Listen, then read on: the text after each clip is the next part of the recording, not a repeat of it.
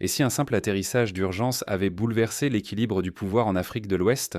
Imaginez, un avion militaire nigérian en route vers l'Europe pour des réparations doit soudain se poser à Ouagadougou. Les autorités burkinabées accueillant l'équipage, tout paraît sous contrôle. Jusqu'à ce qu'un ordre tombe, l'appareil est cloué au sol, l'équipage retenu pour interrogatoire. Ce qui semblait un incident banal devient aussitôt un bras de fer diplomatique. L'alliance des États du Sahel, soit le Burkina Faso, le Mali et le Niger, saisit l'occasion.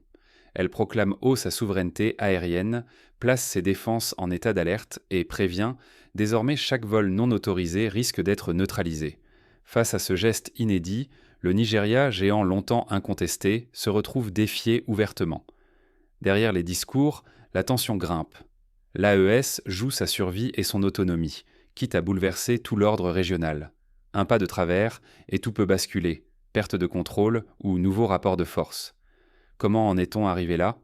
Pour comprendre ce qui se joue derrière cet atterrissage forcé, il faut remonter le fil des tensions entre voisins. Retour sur l'enchaînement des faits qui a conduit à cette confrontation inédite. Quels enjeux cachés se dévoilent au fil des heures? Pourquoi trois États ont-ils défié la CEDEAO et le Nigeria? Pour le saisir, il faut revenir sur un séisme politique en Afrique de l'Ouest. Début 2025, le Burkina Faso, le Mali et le Niger quittent brutalement la CEDEAO, cette organisation censée garantir la stabilité de 15 États ouest-africains. Depuis plusieurs années, ces trois pays sont dirigés par des juntes militaires. Face à cela, la CEDEAO, emmenée par le Nigeria, impose des sanctions sévères, menace d'intervenir militairement et exige un retour rapide à un pouvoir civil, sans dialogue réel. Résultat: isolement économique, pression diplomatique et tensions internes croissantes. Confrontés à cette crise, les dirigeants du Burkina Faso, du Mali et du Niger ripostent. Ils créent l'Alliance des États du Sahel, ou AES, une coalition régionale avec ses propres règles, ses priorités et surtout une volonté affichée de reprendre le contrôle de leur destin. Terminées les injonctions venues de Lagos, Abuja ou Accra. L'AES n'est pas qu'un slogan, c'est une tentative concrète de bâtir une souveraineté authentique, de sortir de l'ombre du Nigeria et de la CEDEAO, mais ce choix radical n'est pas sans danger. Si l'AES échoue, ses membres risquent un isolement international accru, des représailles économiques et même des interventions extérieures. Pour leur population, c'est la stabilité, la sécurité et l'avenir même qui sont en jeu. Proclamer son indépendance est une chose, la défendre face au reste du monde en est une autre. Que s'est-il passé lors de l'incident de l'avion nigérian? L'incident aérien marque un point de rupture. Il cristallise les tensions et révèle jusqu'où l'AES est prête à aller pour défendre sa souveraineté. Retour sur les faits et leurs conséquences immédiates. Sous couvert d'une procédure d'aviation routinière, un bras de fer inédit prend forme. Ce qui semblait n'être qu'une urgence technique se mue soudain en test de souveraineté pour l'Alliance des États du Sahel. Tout démarre par une règle internationale immuable.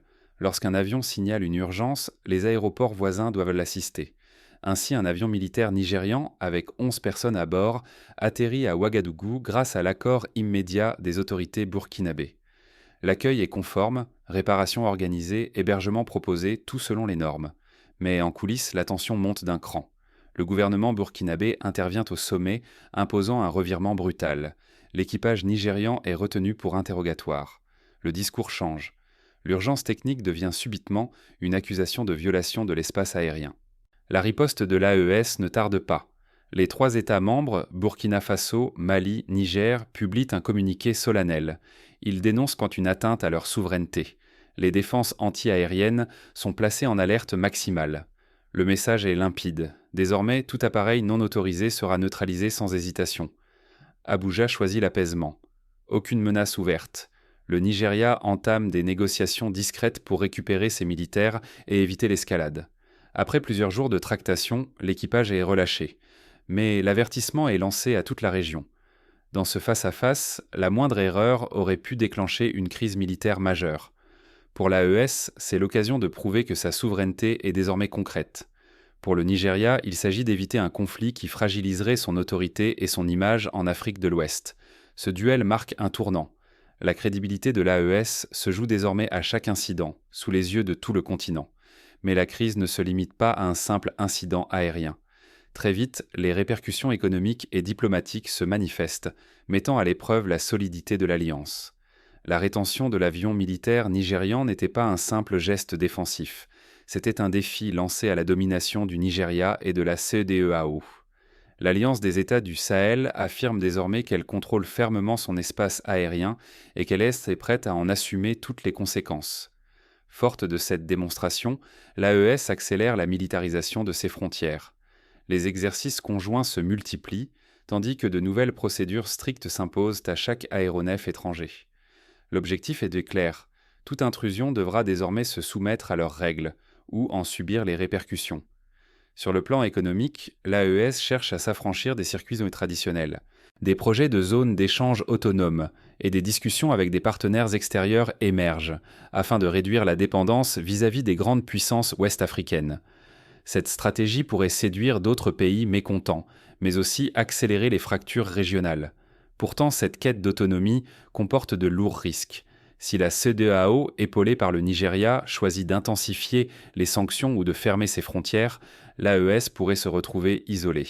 La suspension des accords sécuritaires ou commerciaux testerait la cohésion et la résilience de l'Alliance. Les tensions montent.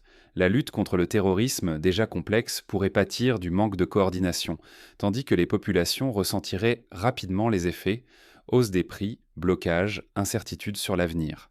La suite des événements dépendra des réactions de la CEDEAO et du Nigeria. L'équilibre fragile du Sahel est désormais plus menacé que jamais. Derrière les discours officiels, l'avenir des habitants du Sahel se joue à quitte ou double. Les enjeux dépassent désormais la simple joute diplomatique. Il s'agit d'une bataille pour la survie quotidienne de dizaines de millions de personnes. L'Alliance des États du Sahel, Burkina Faso, Mali, Niger, a fait de la souveraineté un étendard. Mais revendiquer son indépendance n'est qu'une première étape. Il faut maintenant bâtir des institutions solides, capables d'offrir stabilité et sécurité. Sinon, les grandes déclarations resteront sans effet sur la vie des citoyens. Un dilemme s'impose, privilégier l'unité régionale pour affronter ensemble les menaces ou s'enfermer dans une souveraineté stricte, quitte à s'isoler davantage. Chaque voie comporte ses propres dangers et promesses. Le choix qui sera fait conditionnera tout l'avenir du Sahel. Dans ce contexte tendu, les investisseurs hésitent. Les incertitudes juridiques, les changements incessants de règles et les tensions politiques freinent toute prise de risque. Les voyageurs, eux, doivent composer avec des contrôles renforcés et l'imprévisibilité des décisions à la frontière. Les habitants attendent, avec anxiété, de voir si ces choix apporteront enfin la paix ou déclencheront de nouvelles crises. À chaque décision prise par les dirigeants, l'économie locale vacille. Circulation des biens, prix des produits, emploi, sécurité des routes, tout peut basculer à la moindre escalade. Une coopération réelle entre les trois États sera décisive pour préserver l'avenir de la région. L'AES peut-elle devenir une alternative solide et crédible ? La récente incursion aérienne n'a fait qu'exacerber les tensions, mais elle révèle aussi à quel point la situation peut déraper à tout instant. La véritable bataille commence à peine. Ce qui s'est joué dans le ciel burkinabé n'est pas un incident isolé, mais le signal que l'Alliance des États du Sahel veut s'imposer sur la scène ouest-africaine. Ignorer ce tournant, c'est risquer d'être pris de court par des bouleversements majeurs dans toute la région. Ce que beaucoup voyaient comme de la gesticulation politique s'est mué en actes décisifs. L'AES n'a pas seulement parlé d'indépendance, elle l'a imposée face aux géants nigérians, longtemps perçus comme intouchables. Désormais, chaque incursion, chaque survol, chaque négociation devient un test de force, un avertissement. Rester spectateur, c'est s'exposer à l'inattendu. Limitation de circulation, incertitude économique, tensions diplomatiques, risques sécuritaires accrus. Pour investisseurs, familles, voyageurs ou décideurs, comprendre les mouvements de l'AES devient vital. Le statu quo vole en éclats. L'ancien ordre est contesté. Ce n'était qu'un prélude. L'Alliance vient de démontrer sa capacité à agir. Attendez-vous à des positions plus fermes, à une coopération militaire accrue entre le Burkina Faso, le Mali et le Niger, et à la mise en œuvre de nouvelles règles. La question n'est plus si l'AES veut s'émanciper, mais comment elle redéfinira les équilibres régionaux. Ceux qui sous-estiment la vitesse de ces évolutions risquent d'être dépassés. Il faut désormais rester attentif, analyser, anticiper. La suite s'annonce décisive. Chaque épisode comptera plus que le précédent.